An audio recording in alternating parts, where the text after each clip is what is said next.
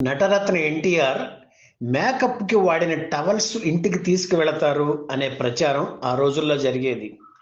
ఎప్పుడు ఆయనకి కుడి భుజంలా ఉండే నటుడు చలపతిరావు ఒకసారి ఈ విషయం గురించి ఎన్టీఆర్ని అడిగేశారు. అన్నయ్య, టవల్స్ తీసుకెళ్తున్నారు అని మన మీద ప్రచారం జరుగుతోంది. ఈ టవల్స్ మనకు అవసరమా అని. అతని వంక సీరియస్గా చూసి, నాన్సెన్స్, మేము టవల్స్ తీసుకెళ్లడం ఏమిటి? మనకు అన్నం పెడుతున్నది మేకప్. ఆ మేకప్పే మహాలక్ష్మి కూడా. షూటింగ్ అయిన తర్వాత మేకప్ని ఆ టవల్తో తుడిచేస్తాం. ఆ తర్వాత ఆ టవల్ని జాగ్రత్తగా చేయకపోతే చెప్పులు తుడవడానికో టేబుల్ క్లీన్ చేయడానికో వాడతారు తప్ప పవిత్రంగా ఉంచరు. మనం మేకప్ తుడుచుకున్న టవల్ని మన కళ్ళ ముందే అలా చేస్తే బాధగా ఉంటుంది.